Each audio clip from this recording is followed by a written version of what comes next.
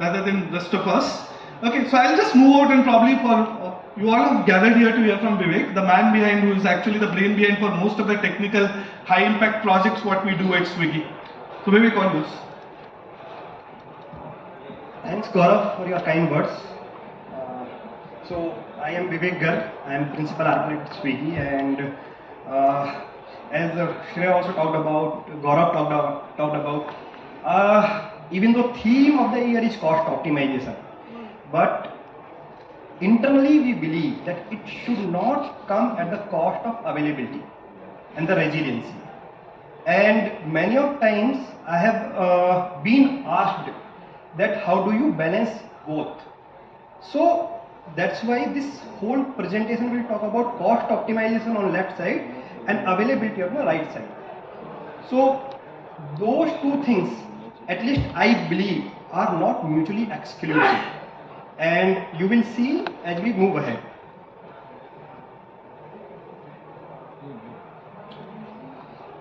Yes, and before we talked about all this cost optimizations and availability, I just would like to give you a sense of scale that Swiggy operates at.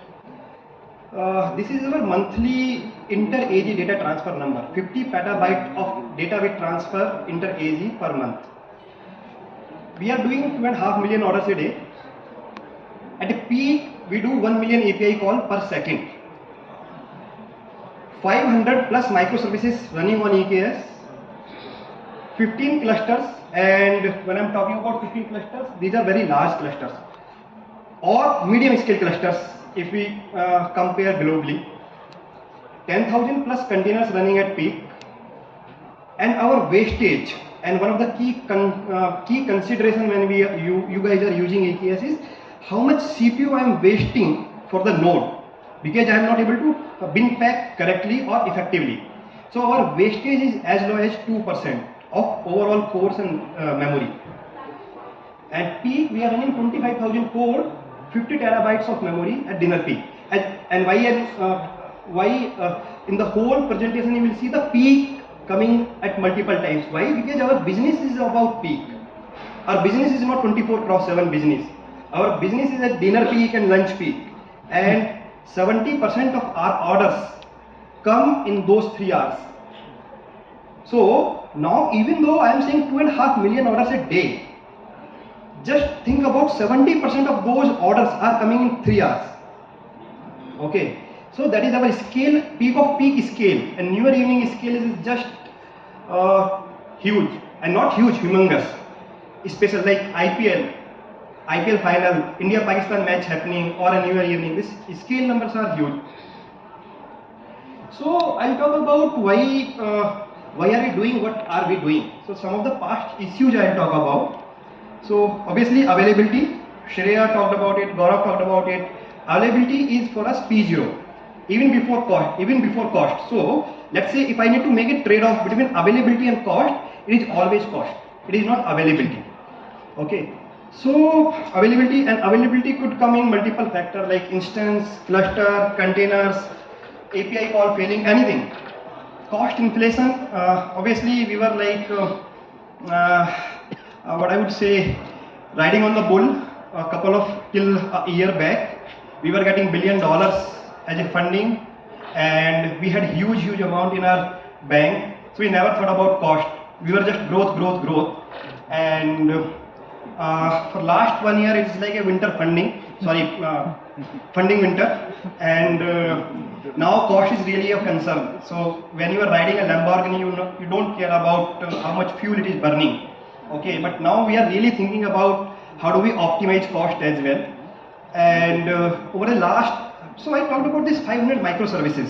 Okay, how many of you are running services, 500 plus microservices at your company?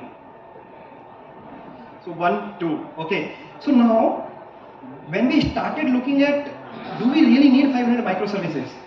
Do we really need, and 500 microservices running on containers, by the way. Okay, there are 200 microservices running on EC2 as well. So there are total 700 plus microservices. At a Swiggy scale, do we need 500 microservices or 700 microservices? So that simply speaks about the complexity that we have built in system over a period of years, 3 years, 2 years, 3 years. And then we had this self-managed setup of large scale, my bad, it's not containers, it's clusters. Okay, so we were using COPS to manage our clusters, and this control plane going down sometime, networking is not very smooth over there. We were not able to use IAM roles effectively. I know that some of you will say, oh, there are some things like Cube to IAM and other things, but those are not as good as what EKS offers. Okay, and obviously fear of missing out. There are a lot of EKS. This company has moved to EKS, that company has moved to EKS. So we also wanted to try what EKS has to offer. So I hope this will be the most interesting slide, cost control, because I have seen many of you talking about cost as a theme for the year, or cost optimization as a theme for the year. So I'll spend a couple of minutes for each of these items. So bustable CPU with 15% less request. One common problem, and I believe most of you would agree with me here, is that engineers, we don't care about how much CPU are we utilizing. Okay, so we just do aggressive scaling. We say okay, scale at 15%, 20%, 25%, and we provision and large instance, X large instance, 2X large instance, assuming like C5 8X large or C6 8X large is 8 core, but it is 32 core. It is not 8 core. 8X large makes it look like 8, but it is 32 core. So what we started observing a pattern, when a service was being moved from an EC2 to container, they were still using the 32 core container. But containers are not meant for 32 core, 64 GB kind of a workload. Containers are supposed to be lightweight, ephemeral, correct? So one thought process was like, we'll educate our engineers and say, okay, why are you running 32 core, 16 core? Why can't it run on 2 cores, 1 core, half core? And some of you might be wondering why half core. We are primarily a Golang shop. We are not a Java company. So there are some legacy services running on Java, but most of our services are running on Golang. And Golang doesn't need CPU and memory. The kind of CPU and memory Java needs, because Java ultimately runs on JVM, and you need 2 GB just for JVM. But for Go, it is not the case. I can literally run a service with millions of requests per second, serving millions of requests per second with 100 MB or 200 MB of RAM. So, education apart, what we also thought, because of the lever that container or the EKS provides, that you can configure request and limit separately. So why don't we set request 0.85 of the limit? So now my engineers are asking for a 4-core container or a 10-core container. But what is happening in the background, 8.5 request is being set to 8.5 and limit is being set to 10. So what is happening in the background, that I am packing more and more container on a node. So this is one part. Now the question comes here, how do you avoid noisy neighbor? How do you control bustable CPU? For example, on that node, every application starts busting CPU at the same time, and this is the case for Swiggy, because all our traffic comes at dinner peak. So for that we have also written a small noisy neighbor detector, so which actually looks at CPU continuously at each node level and say, oh, this application is abusing these CPU request and limit, and we take different measures for that. We'll not talk about those things today. And Spot at non-prod. We have started flirting with the Spot very recently. How many of you have flirted with Spot? Good. So are you guys running in production Spot? So yes, so we were also thinking about, we are actually thinking about running it in production. So what we started thinking about, why don't we experiment with Spot on non-prod? So, and we tied up in the company also, but ultimately AWS is really good about, has improved Spot offering in last couple of years. So now you can select, there are multiple options. How do you configure your node group when you are using Spot, whether to go with cheapest or whether to go with most available Spot. So we have gone with most available Spot, and we are using it for our perf, for our non-prod, because we don't care about availability there. Okay, so we care about testing, functional correctness. We are correct. I'm checking my functional correctness of the code. Volume optimization. So this is, I think, very straightforward. I'll explain it again. When you are running EC2, what you need? You need certain amount of volume attached to each box, because you need your operating system running and some of the log files also going over there. So what we were doing, we were attaching 15 GB of volume with each EC2 instance. And as we talked about 10,000 containers. Now just think about it, those 10,000 containers running on EC2, multiply by 15 GB. So almost 150 terabyte of volume just to support operating system. So what we decided, that when we are moving to containers, we will not give volume to a container. We will give volume only to the node, and just to store the image, nothing else. So the question was, where does my log go? Where do I store my logs? As a container. So logs are all stdout and stderr. So directly we read from stdout and stdr and ship it to our log cluster. There is no storage of logging on the node per se. Okay, and that's where the fourth point also comes, zone aware routing.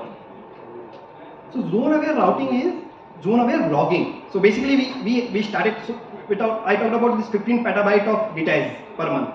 Just think about it, how much bill are we paying to AWS for 15 petabyte of data transfer across AZ. So when I group by usage type in my cost explorer, that is the top bill, not even instance. My data transfer is the top. So how do I optimize data transfer? That is the question. And the very first thing is, if why don't we run in single AZ? And there are large companies, I'll not name here, in Indian ecosystem running on single AZ. But again, as I talked about, we did not want to compromise on availability. So running in single AZ means compromising on availability. What if that AZ goes down? Forget about AZ going down. What if that AZ runs out of capacity? You might laugh at me, oh, how can it run out of capacity? But at a scale like Swiggy, and some of the folks sitting in the middle will echo with me, running with 500 microservices, 25,000 cores, it happens. Okay, when you are running at large scale, and single AZ can run out of capacity. So we decided that we will never ever take that route. We will always run in 3 AZs, not even 2, 3 AZ. Now the question is that how do we optimize cost while not compromising on availability? The simple thing is, can I keep my data in the same AZ rather than data being like bounced back and forth between AZ?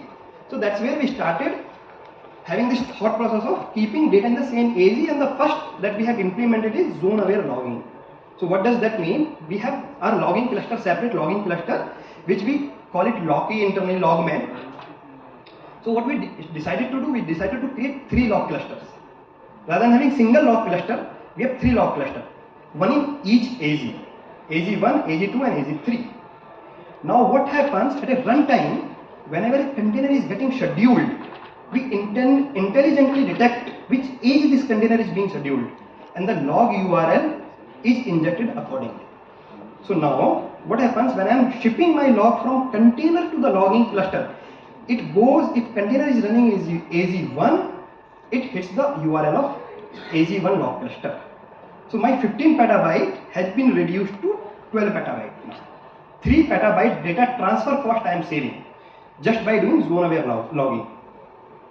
The question again here is that what if that AZ is down, or that particular logging cluster is down? because I am running three log cluster. One AG cluster can go down. So we have implemented a Route 53 failover. So in case AG1 is down, we are okay to pay for cross AG data transfer cost, but that happens rarely. So that's where we have implemented. And yes, Anupam talked about today morning about Graviton. If you guys are, how many have not heard of Graviton? Okay, then I'll take, I'll invite Gaurav actually, because he's the solution architect which pushed Swiggy to use Graviton left, right and center, and he'll be able to talk about Graviton for a couple of minutes and then he'll talk about Graviton and other stuff. So again, right, I think Vivek was kind, otherwise he, at least at a backstage, was saying that I am responsible for all the sleepless nights what he has to go through for this Graviton project, what we went through, right? No, that's also true. So guilty as charged. But okay, so Graviton is some innovation, silicon innovation, which AWS has done, right? And this is like Intel chips. What we have brought in something called as Graviton. Now, I'm sure people who have actually used it will be able to relate with me that Graviton 2 and Graviton 3 are two innovations which we have done in last couple of years. Graviton 3 is the latest. We have it in Singapore already available, right? And we could talk about how effectively we have been using it. But point being that the cost to price performance improvement which you will be able to see on many of the workloads over Intel is something in the range of 25 to 55%. And that's an average. We can talk about certain application wherein they are able to see much more than that. But point being that if you are having a microservices architecture on EKS, it's very, very easy to go back, build multi-arc images, start using Graviton. There's a lot of engineering. Okay, let me ask you this question. Have you heard of Annapurna Labs? Anybody? Annapurna Labs? Okay, so only few of them, right? So I'll just talk about that, right? Annapurna Labs is the brain behind all the chip innovation which Amazon is doing. Even before chip innovation, Nitro. If you have heard of Nitro. Nitro and all, right? Yeah. Sorry? Yeah, we have heard about it. Correct. So Amazon acquired this company called as Annapurna Labs, right? Almost I think 6 years back, and we are still working, starting from Nitro, as Vivek mentioned, to Graviton and so many, and Inferentia and other things which Anupam talked in the morning, right? There's a lot of hardware innovation which we are doing, along with all the service-related, MI-related, generative AI-related work which we are doing. This is one of the biggest innovative things which we are trying to do, and we have been doing it for past 2 years, but I think we are going in much more bigger way down the line, so that we are able to give customers the infrastructure and the hardware at much cheaper cost, giving them the performance better than what we used to have in the past. Okay, I'll pass it on to Vivek again. Yeah, so one more thing about Graviton is a couple of things that I'll also talk about. It's an ARM-based architecture. So and most of us are familiar and work day and night on x86 architecture, which is like Intel and AMD. So Graviton is not a straightforward move that if by looking at Graviton, if you say, oh, I can move to Graviton from after reaching home, it is not going to be possible, but it is not as tough also. It is very easy. I'll talk about it later. And the major advantage, so Gaurav talked about that Graviton gives 20-30% performance improvement, price performance improvement. So how does it give that performance improvement over Intel? So you guys would have heard of hyper-threading in Intel. So each core is not actual physical core, it is a vCPU, because each core is running 2 hyper-threads, whereas in Graviton each core is actual physical core. It's not a there is no hyper-threading in Graviton. Okay, the point number 1. Point number 2, how many have heard of NUMA, non-uniform memory access? Okay, so when chips are designed, there is a core and then there is a path. How do you access memory? Okay, and the way, because we need to pack, or not we, actually Intel or any large chip designers, they need to pack lots of core. So generally what happens, each core has a non-uniform access to the memory. So it may so happen that core 1 has a different latency to the memory access versus core 2.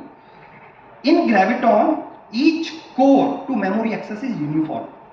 So there is no NUMA. So what you will see, the benefit of Graviton coming at 60% and 70% of CPU utilization. You can literally hit 70% CPU utilization without any latency impact. But this will be costlier. Graviton? Yeah? No, it's actually cheaper. It's 20% cheaper. And 20% in Singapore, maybe 50% in Bombay. Yes, 50% in Bombay. It's very, very cheap because it is in-house chip, AWS in-house chip. Okay, so the Graviton is really game changing, and this better win packing. So I talked about 2% CPU wastage and the RAM wastage that we do. So how did we achieve that 2% wastage? So I'll also click.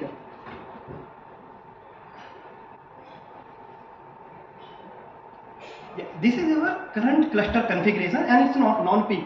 So I took a screenshot when I was preparing this PPT. So as you can see, right now we are running 139 C6G at that point of, not right now, at that point of time when I took this screenshot. This is just one of the 4 clusters that we run in production. 139 C6G 12x large, and I have put CPU cost also, and you can see that C6A cost is 0.044 per hour versus C6G cost is 0.039 per hour. It's cheaper and better. So this is our configuration, and you can see C7G also here down 1, 2, 3, 4th position. C7G. C7G is a Graviton 3. Basic. C6G is a second generation Graviton. C7G is a third generation Graviton. And I'll also talk about some numbers here. Again, going back to that stack size, 1 million TPS we have at a peak, and to support that 1 million TPS, we were running 32 boxes of Intel C6i 4x large. C6i 4x large. That's 6th generation of Intel. When we moved to Graviton with Envoy, so we use Envoy. So when we moved to Graviton with Envoy, we were able to reduce those 32 containers of Intel to 20 containers, 20 nodes of the same size to support that workload. And as you can see, this C7G, with C7G, we are able to achieve the same throughput and latency with 10 nodes. 10 C7G 4x large node. So this is the cost optimizations we are able to achieve by moving from Intel to Graviton and then upgrading the Graviton also, C6G to C7G. Obviously, all infra we don't. We are like we use modern infra as much as possible. So you see, there is no 4th or 5th generation instance running here. So all are 6th generation instance, whether it's AMD, Intel, or Graviton. And when I talked about earlier that Graviton is so beautiful and it is doing all the hard work for us, reducing cost.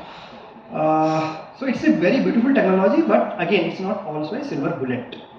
So when you are moving to Graviton, do your own due diligence and see whether it works for you or not. For us, most of the cases it will work. There are some cases for where on C6G, at least when we were moving from C6i to C6G or C6a to C6G, in some cases latency got spiked.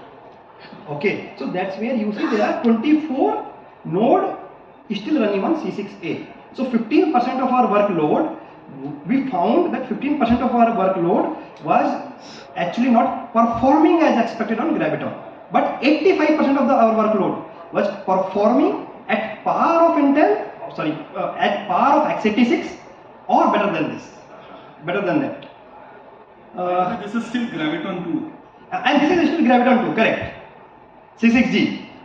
We have not yet tested with Graviton 3 because C7G has recently been launched into Singapore almost 15 days back, and the very first workload we migrated our proxy layer because that is the highest throughput service, because all the east-west networking happens via it.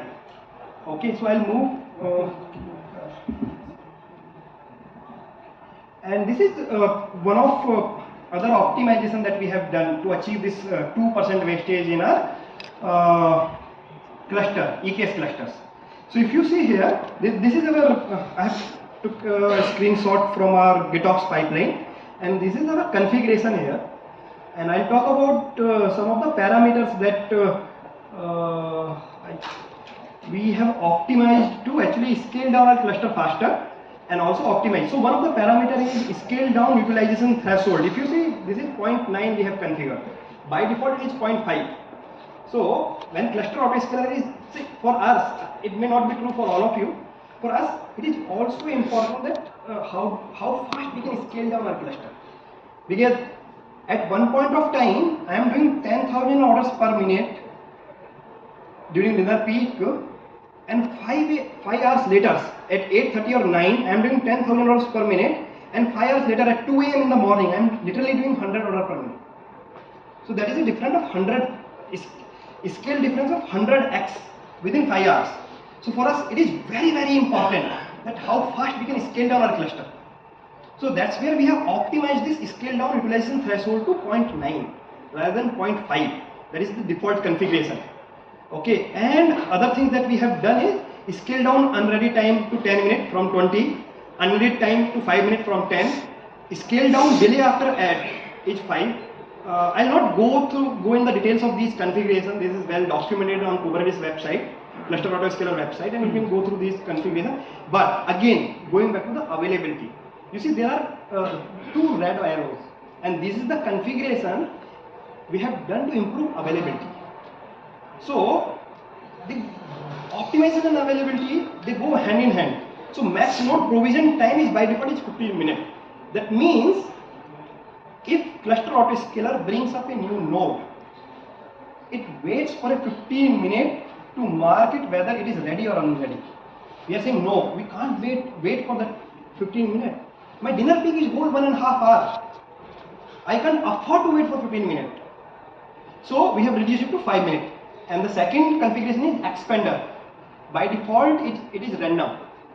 It will bring any random node. So what we have modified it to most pod, because when I am scaling up, because when I am scaling down, I am scaling down very fast. When I am scaling up, I am scaling very, very fast. Within 5 minutes on a dinner peak from 7:30 to 7:35, our scale gets doubled.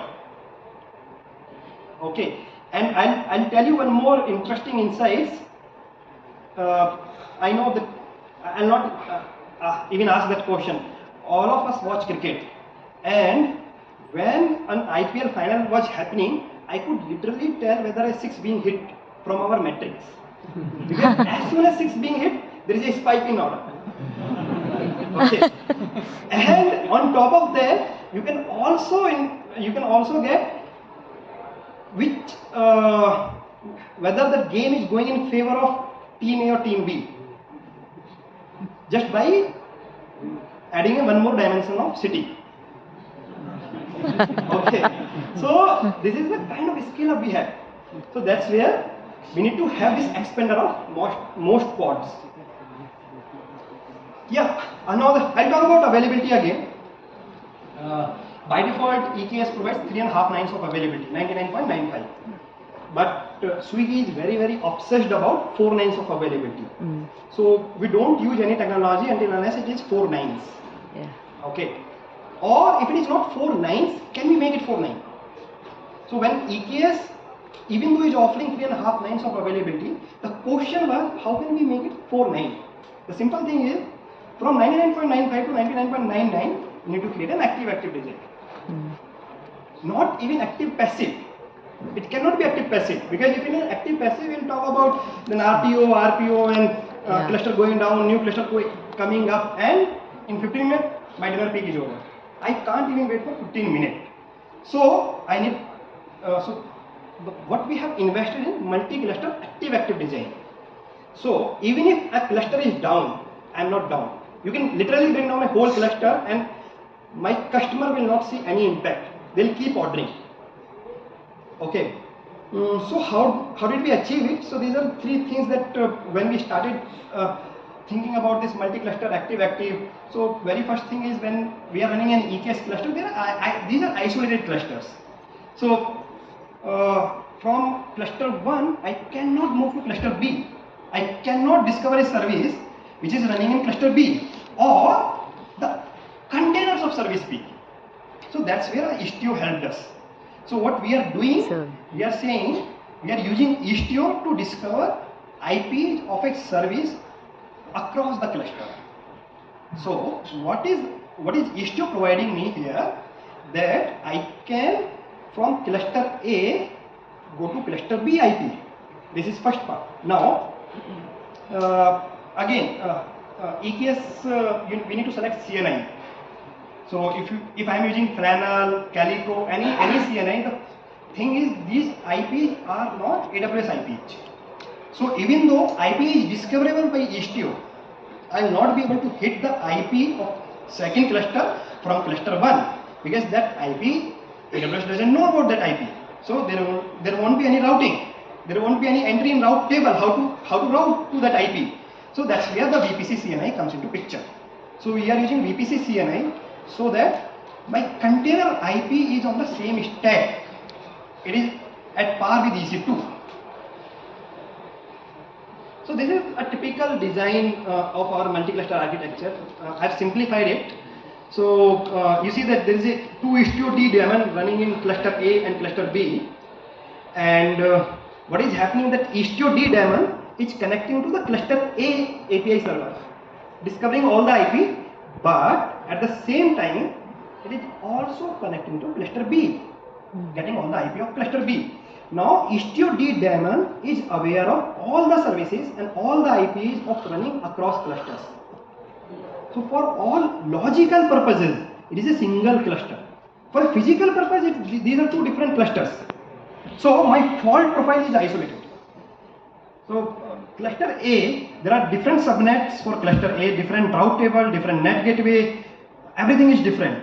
For cluster B, different subnet, different net gateway, different cluster, everything is different. And in fact, they are running in different accounts also. Not running, can run in different accounts also.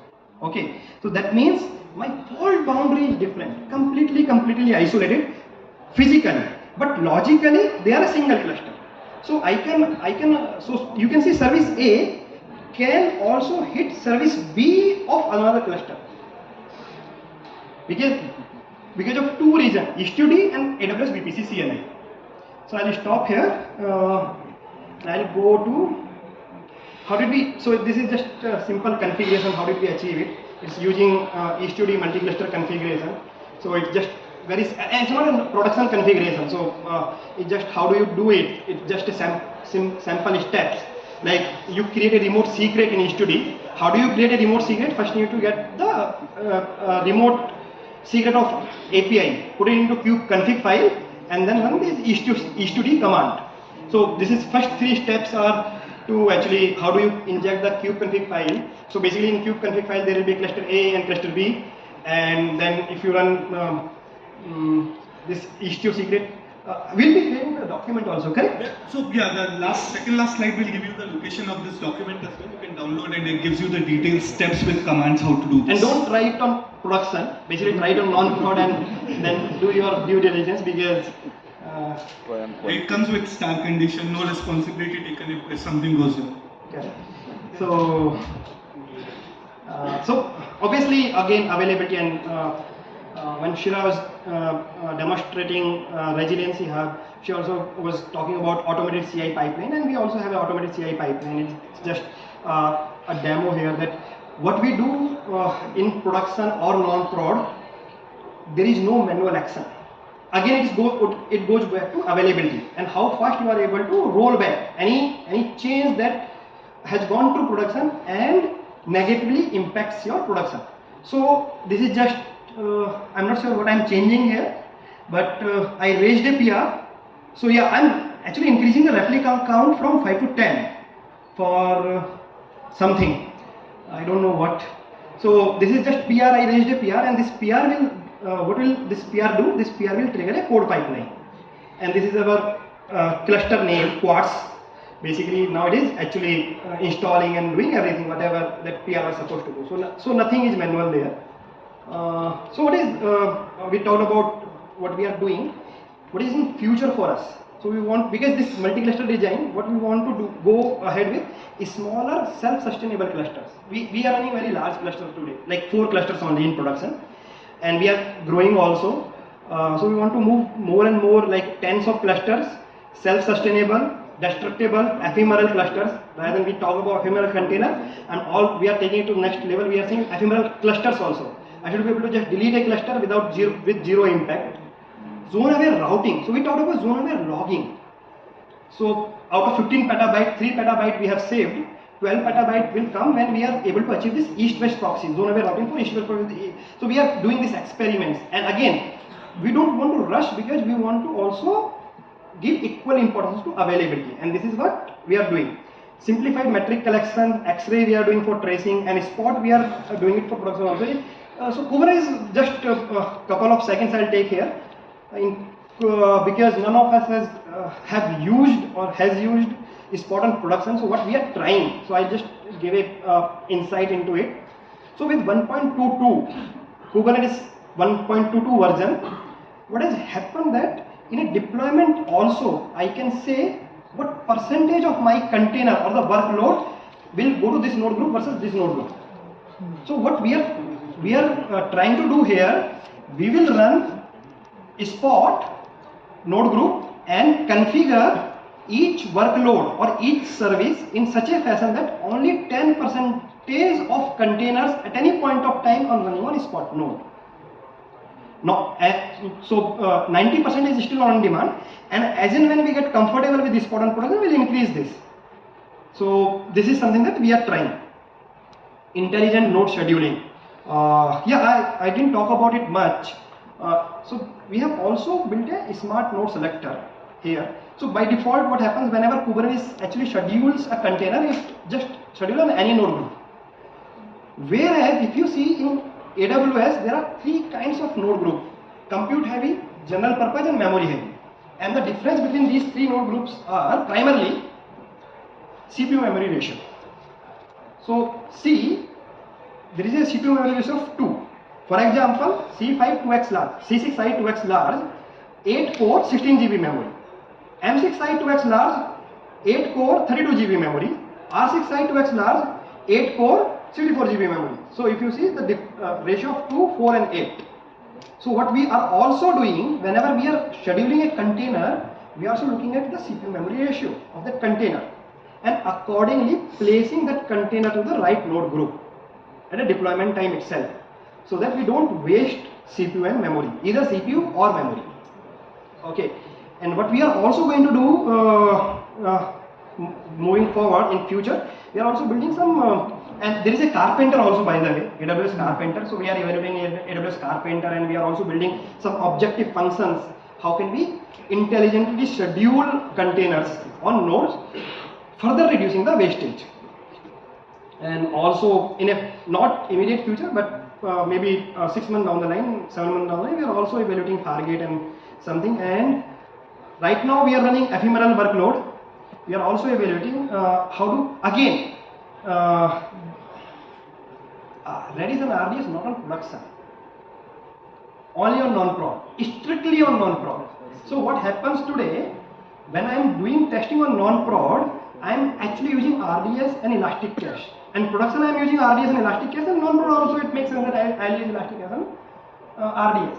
But the thing is, the cost, there is a minimal cost for RDS. And what we do, we are, as a company, we are obsessed about isolation and static stability that Gaurav talked about. So we don't share RDS. So if that means if 500 microservices are running, I am running 500 RDS on non-prod also. Even though they are smaller in size, T3 micro or T3 small, but still when 500 T3 small multiply by I am running 10 non-prod environment, 5000 T3 small also costs a lot. So what we are thinking, can we move these RDS and Redis to EKS, so that I can probably on an 8 core I can run hundreds of RDS. So yeah, I think that's it. And this is the link to the attachment for the document. So folks have taken the photo. Of course, the videos will also be shared. So